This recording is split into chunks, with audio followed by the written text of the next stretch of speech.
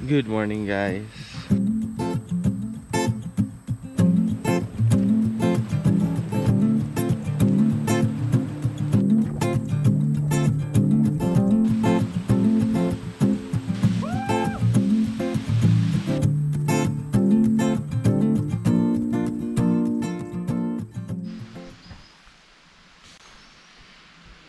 Good morning, guys.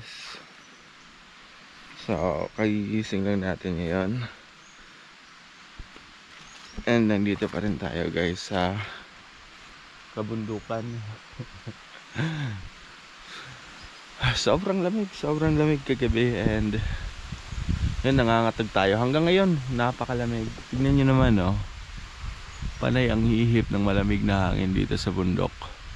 Para tayong nasa Baguio or Tagaytay or mas pa. So, pero maganda naman yung tulog natin. Kasi early kaming natulog, siguro mga 7 ata, 7 or 8 ganon. Tapos nagising tayo ng around 6 AM. So we had a very good sleep. Kaya lang sobrang lamig. So ngayon, guys, magpapainit muna tayo. Kakain muna tayo ng umagahan. Tapos didiretso tayo ulit sa journey natin. Titignan natin kung may matutuklasan pa tayong maangas na area or kung didiretso tayo pauwi. Pero sure, along the way, marami kasing pwedeng makita dito sa gubat. Along the way meron yan. So tara, kakain muna ako.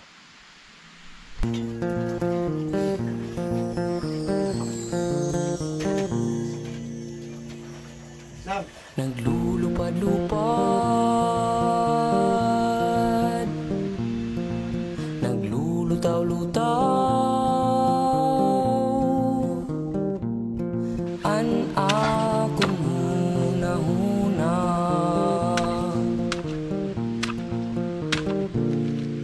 naghahangad-hangad, nagsususiplat, kato sa bintana. Cheers! Naghuhulat-hulat, matimaan oras ngan umabot na antak na. Nga ako naliwat, yan na pati buwas, an imo paghigugma. Balik na sa aton salag, balik na agad an akong karuyag singon, ayaw na pag-iwas.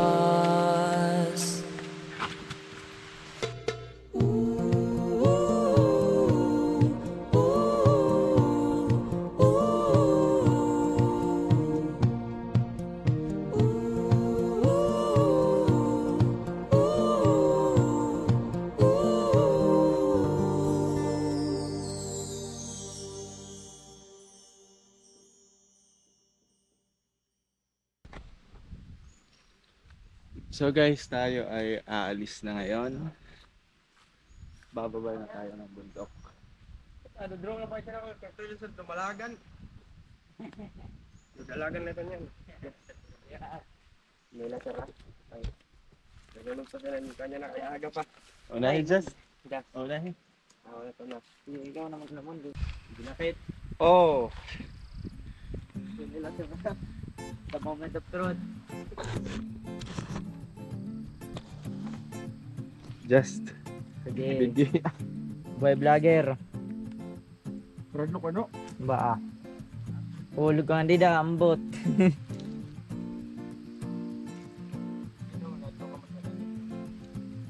Gani kam talaga lagi pag handos? May dali sa ito. Kaya may nawagay na ito. Pero Hindi ka nga sa ito. Abot. Ito ang pinakamahirap at pinaka-challenging na parte ng ating paglalakbay sapagkat talagang napakadulas at nakakatakot ang ating dinadaanan. Gayunpaman, hindi tayo papatinag at ipagpapatuloy natin ang paghakbang sapagkat sa bawat pagsubok, tayo ay mas nagiging matibay, mas nagiging malakas, at mas nagiging handa sa anumang hamon ng buhay. Ini ang nadukan ko. Nabaga, ang bato balos gravel baga natitimpad. Timpad ko din eh. Padadalian. Ha? Ilang bato na yan. Pag inini mo yun, wala inini yun?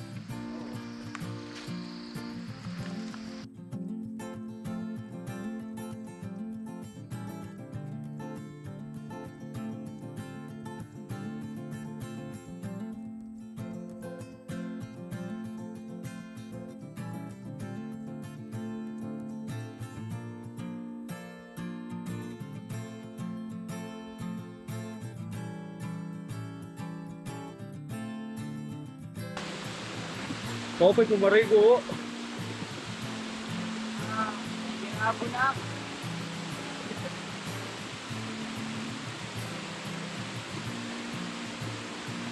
So guys, ang sarap magbaba dito sa falls, oh. Look at this, oh. Kaya lang guys, mahirap bumaba, di tayo makakababa.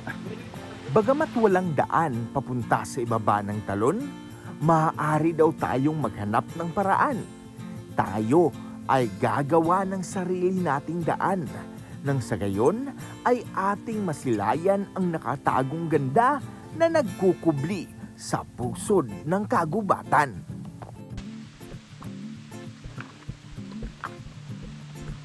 Masubog kita sa sapa mon.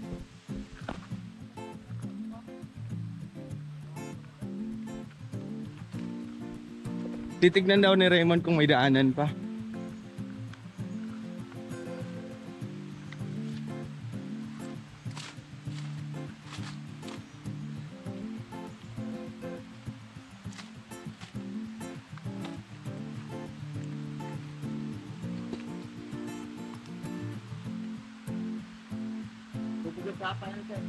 Sige.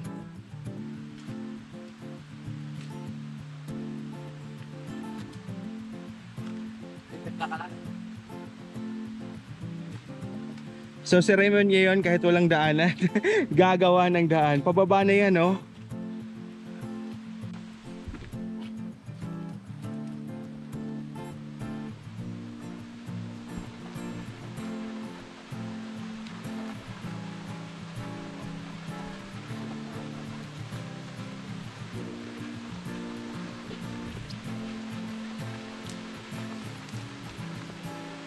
Marigon?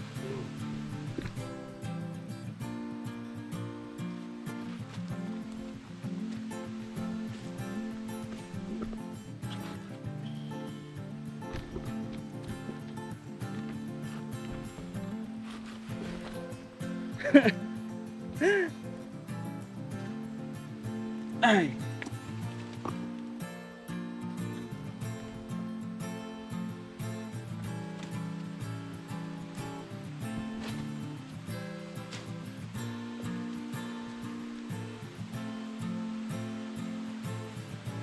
Uy.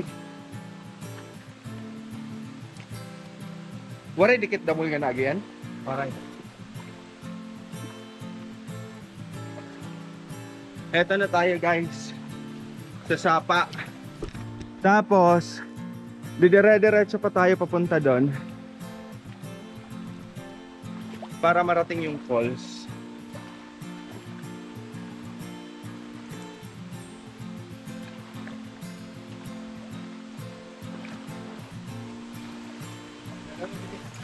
Ha? Oo.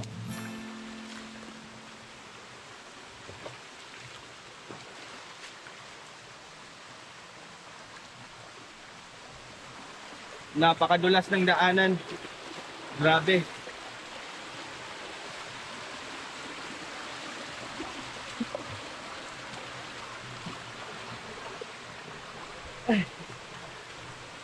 Wow.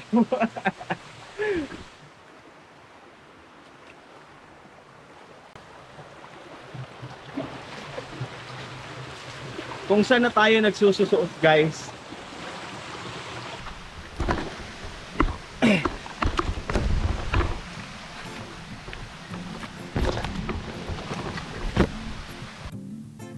Ang pagod at hirap ng paglalakbay ay naibsan at napalitan ng isang pakiramdam ng tagumpay at pagkamangha. Puso natin ay binabalot ng kakaibang kasiyahan sapagkat ang bawat hakbang, bawat pagdausdos, bawat akyat at lagapak ay nagbigay daan upang ating masilayan at makaharap ng malapitan ang talon na binabalot ng kakaibang kagandahan.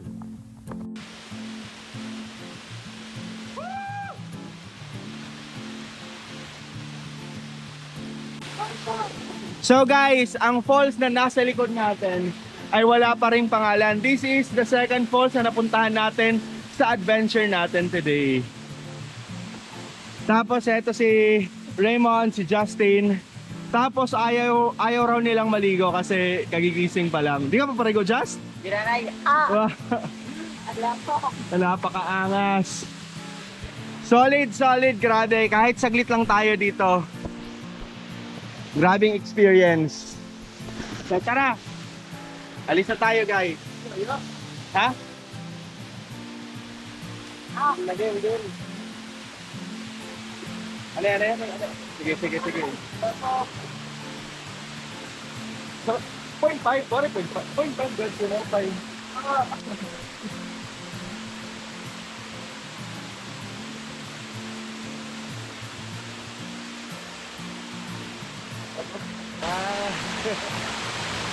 Wow, okay pa.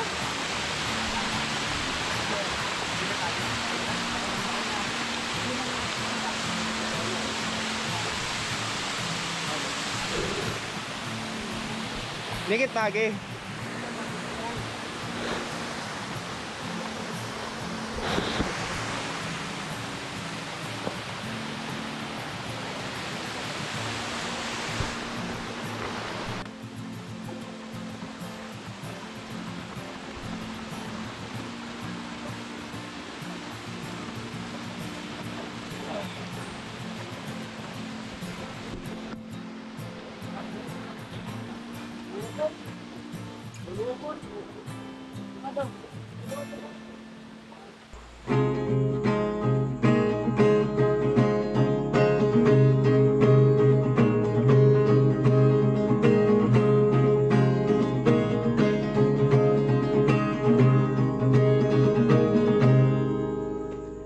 Sa bawat akbang, indak at padyak ng mga paaking pupukawin ng iyong mga mata. Huminga at lasapin ang dulot ng saya. Lumipad, tumawa at tunay na maging malaya. Bulong ng hanging amihan ay aking kaligayahan. Sa bundok, burol, dagat, ilog at dalampasigan. Samahan mo kong maglakbay, maglayag sa mundong puno ng kulay. Maging malaya at enjoy ang buhay. Huwag matatakot at bawiin ang iyong lumbay. Bawiin ang iyong lumbay. Halika na. Sa bawat langoy, akyat at lipad, ang mga pangarap ay mabubuo sa isang iglap. Huminga at pagmasdan ang talulot ng halaman na makikita. Bulong ng hanging habagay ang aking kanungan. Sa bundok, burol, dagat, ilog at dalampasigan. Samahan mo kong maglakbay, maglayag sa mundong puno ng kulay, maging malaya at enjoy ang buhay. Huwag matatakot at bawiin ang iyong lumbay, bawiin ang iyong lumbay.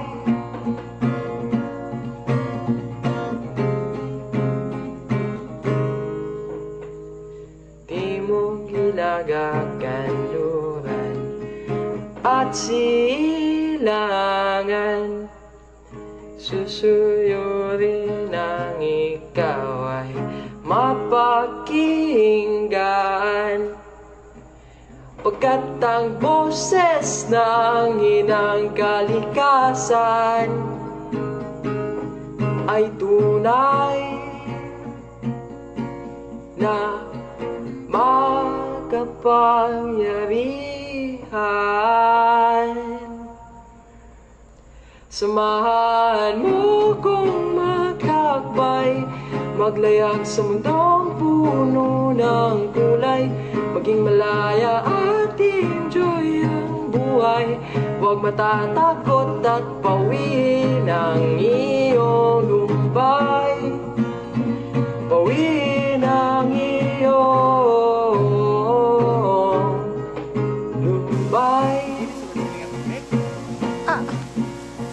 halika na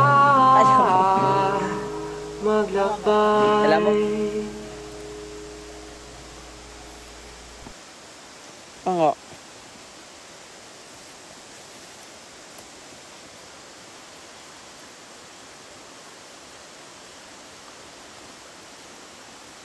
Sige, just. Last na last. Mama daw. Genesis. Mamay sir, kung sino mga tiupon sir. Nagkakulong kayo mga upod ko no. Talman ka din eh.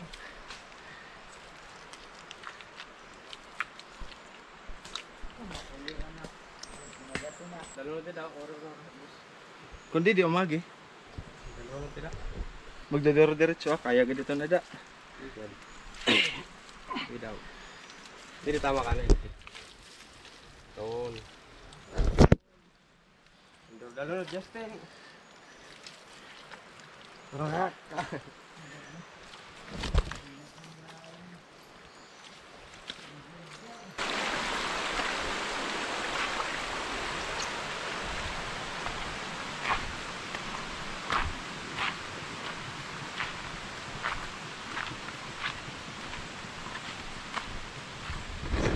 So grabe guys yung linakad natin, yung inakyat natin. And we are hoping na makapagbabad tayo. Sana sa malamig na tubig, pampawi ng pagod. Kahapon actually guys, dapat ay uuwi kami. Kaya lang medyo alanganin na sa oras. Kaya yun, doon na tayo nakitulog sa bundok.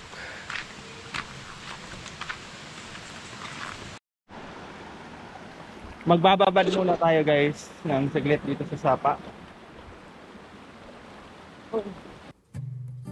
Matapos ang mahabang paglalakbay sa kabundukan, kung saan hinamon ng matatarik na dalisdis at mapanganib na mga landas ang ating tapang, narating rin natin ang pinakahihintay na gantimpala. Isang malinaw at malamig na batis ang sumalubong sa ating pagod. Habang lumulusong sa kristal, malinaw nitong tubig, unti-unting nawawala ang kirot at pagod. Ang bawat patak ay parang naghahatid ng panibagong lakas at inspirasyon. Sa sandaling ito, ating napagtatanto na ang tunay na tagumpay ay hindi lamang ang pagdating sa tuktok, kundi ang pagdaing sa sarili at pagtanggap sa hamon ng kalikasan. Ang pagre-relax sa batis ay hindi lamang pagpapahinga ng katawan, kundi pagpapalakas rin ng ating loob upang harapin ang susunod na pakikipagsapalaran. Bakit na naman kita gapo? So guys, grabe, napakalayo ng ating nilakad. Alas 10 na oh. Nanakot na oras lumarga? Puro. Diba? So mahigit 2 oras na tayong naglalakad ngayon guys. Tapos malayo pa rin ang ating lalakbayin. Pero malayo na ang ating narating. Kaya sige lang, lakad lang ng lakad. Dire-diretso lang. Ay. Akalain nyo yun guys, adventure na to. 2 falls yung ating napuntahan and both wala pang mga pangalan. Kaya solid, napakaangas, sobrang saya ng ating puso. And alam ko guys, bukod sa 2 falls na yon, marami pa ang magagandang lugar na nagkukubli dito sa gubat. Kaya yon, hindi tayo nagsasawa, at kahit mapagod man tayo, yun ay napapawi rin kapag nasa magandang lugar na tayo, kapag nasa paraiso. Bagamat heto, tignan nyo naman yung dinadaanan natin, grabe. Pero masaya, sapagkat alam nating may magandang dulot ang ating paglalakbay. Guys, look at this guys. Look at this. Malalaking mga dalag, look at that. Nag-aaway sila. Look at that. Di natin inaasahang makakita tayo ng ganyan at this very moment. Kagatay matun mon. Napakaangas. Kagatay ano? Yan. Away nga no. Mukhang nag-away sila eh. Labayin ta daw. Labayin ta? Ayaw. Dok-dokan na la. Labayin ta daw.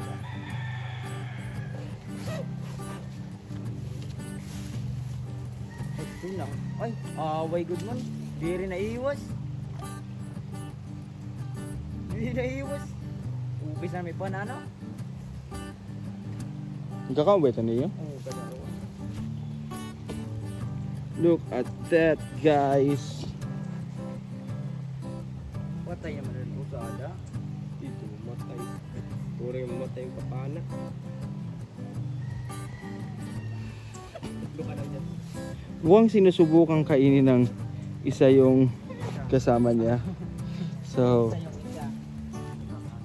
at that guys. Ayaw, just Dakota. Kuha na nala, Dakota.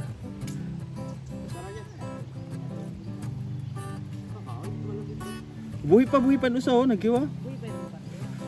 At to na. Naghiwalay na sila guys. Una, silabay na san. Wala na guys. Kukunin sana nila. The prank, kaubay kang ta. Tara. Yung dyan, ang kawil. Diba na ito dahayan, diba Jazz?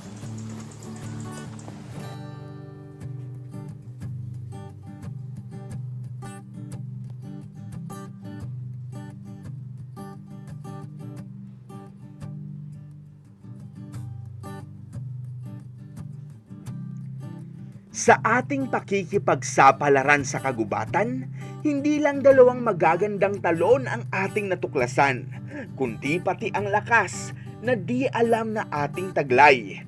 Nadaig natin ang matataas na bundok, matatarik na bangin, at higit sa lahat, ang ating mga takot. Ang bawat hakbang ay isang pagtuklas sa kalikasan at sa sarili. Natutunan natin ang kahalagahan ng pagtsatsaga, pagpupursige, pagtutulungan at pagpapahalaga sa bawat sandali. Ito ay isang paglalakbay na kailanman ay hindi natin malilimutan, sapagkat napuno ito ng mga aral na mananatili sa ating puso at isipan magpakailanman.